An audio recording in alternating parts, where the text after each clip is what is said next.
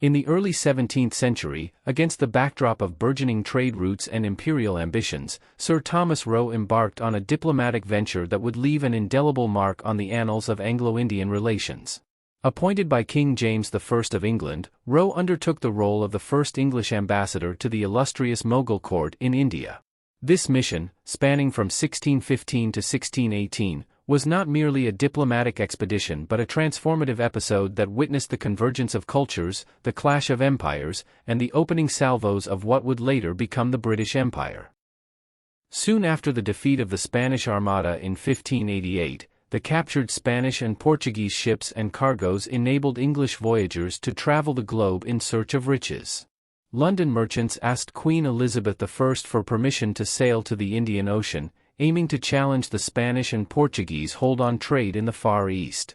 Elizabeth had no money to fund a worldwide colonizing campaign, and she could not afford to be seen openly encouraging attacks on Spanish and Portuguese possessions, but she was quite prepared to subsidize foreign trading ventures by her subjects, as long as she shared in the profit.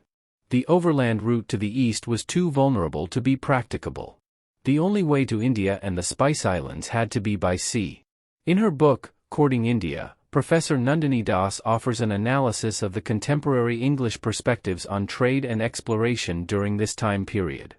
By the time James I came to the throne, England had already gone through many cycles of famine, plague, war, and economic stagnation, to the extent that the Elizabethan geographer Richard Hakluyt would push for the state's support for English voyages and the colonization of North America not simply because of the advantages of trade and rich mines of gold and silver, but because it would offer a clearing ground for the unwanted.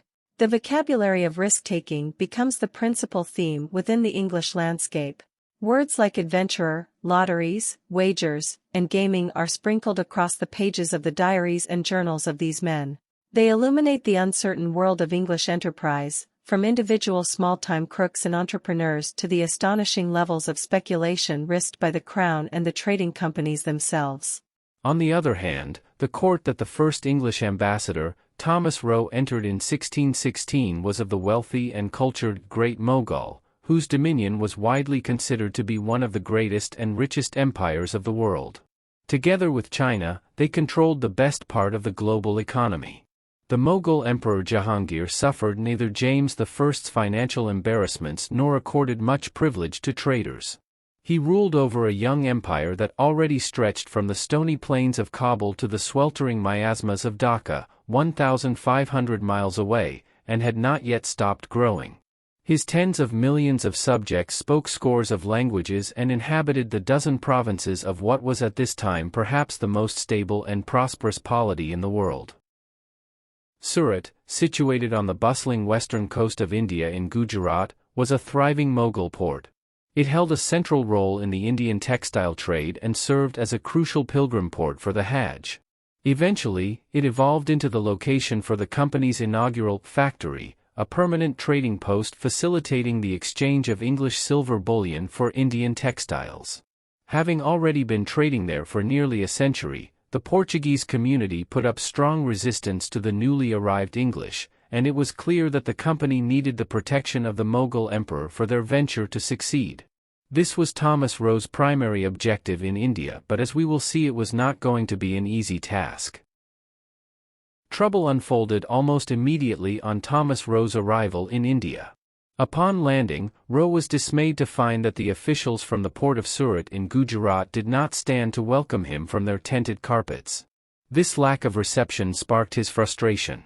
When the Mughal officials began their customary search of all individuals and belongings coming ashore, Roe, asserting his status as the ambassador of a powerful and independent ruler, staunchly rejected what he perceived as an act of servitude. In response, when the Mughal officials proposed a compromise involving a cursory check of his men, Roe, unwavering, promptly called for a case of pistols, signaling his resolve to defend his delegation's autonomy. Roe saw himself as the representative of James I, a great monarch and powerful actor on the European stage, and his intransigence in dealing with the Mughals was a familiar posture by which European diplomats evoked and displayed the power of their sovereign. But the new King of England was stone broke, and Roe's embassy had been proposed and funded by the recently founded East India Company, whose directors always kept a beady eye on the ledgers but lacked political sway in the Mughal court. Roe's journey spanned nearly a year, and upon reaching Agra, his mission faced immediate challenges.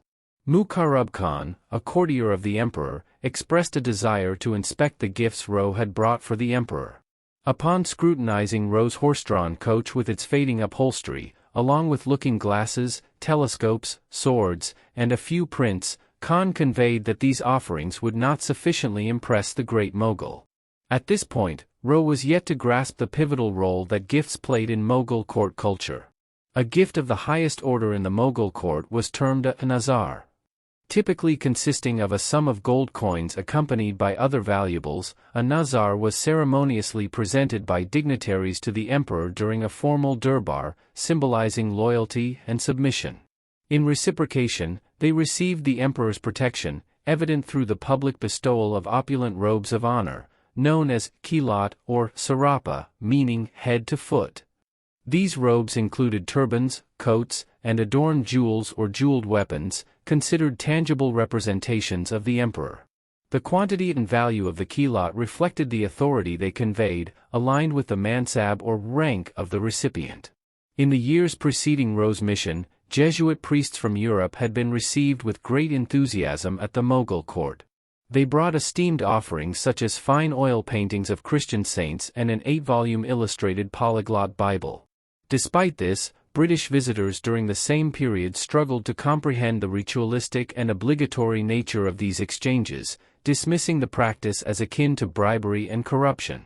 However, for Roe, the presentation of sumptuous gifts was not unfamiliar.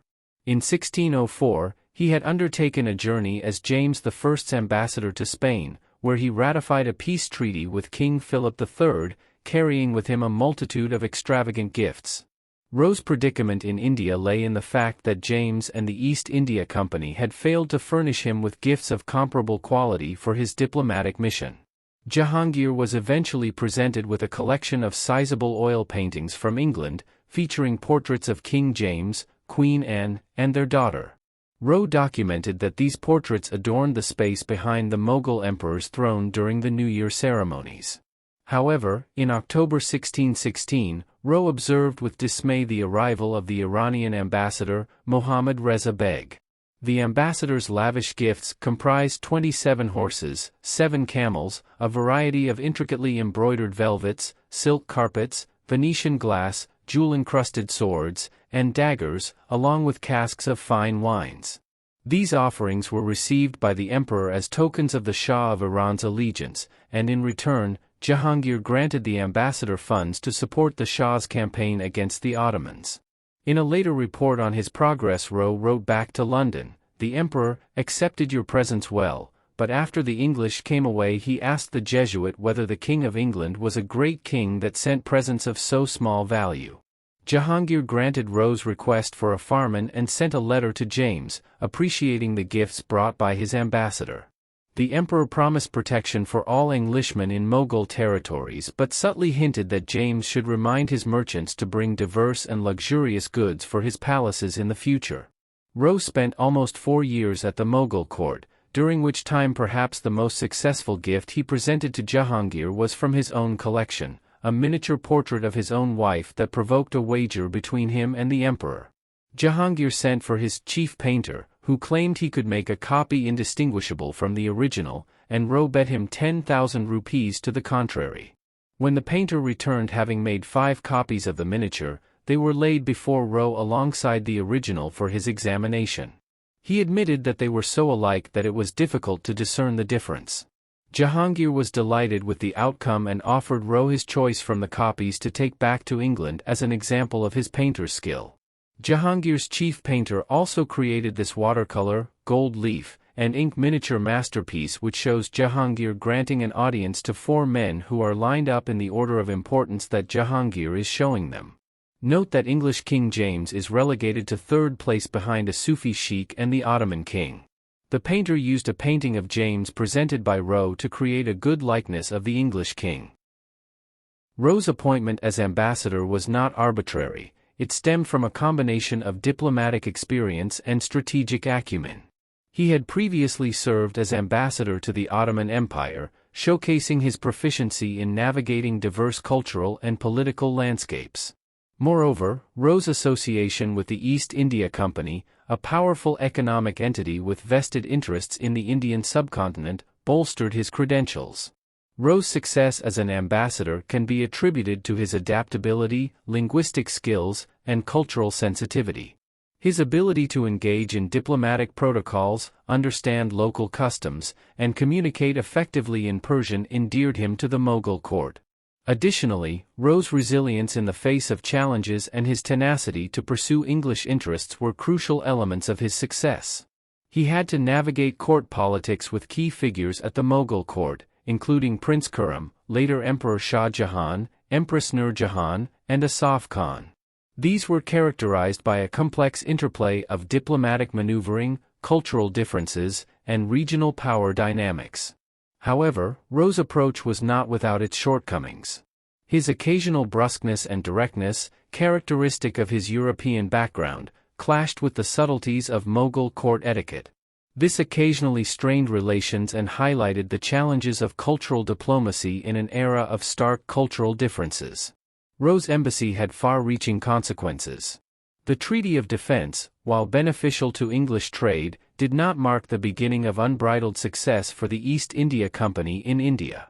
It set the stage for future interactions and negotiations, influencing the trajectory of English involvement in the region. The establishment of diplomatic ties laid the foundation for subsequent English envoys and officials to navigate the Mughal court more effectively. The relationships Roe forged and the precedents he set were instrumental in shaping the evolving dynamics between European powers and the Indian subcontinent. We hope you found this video informative and interesting. Please like and subscribe to our channel for more content like this.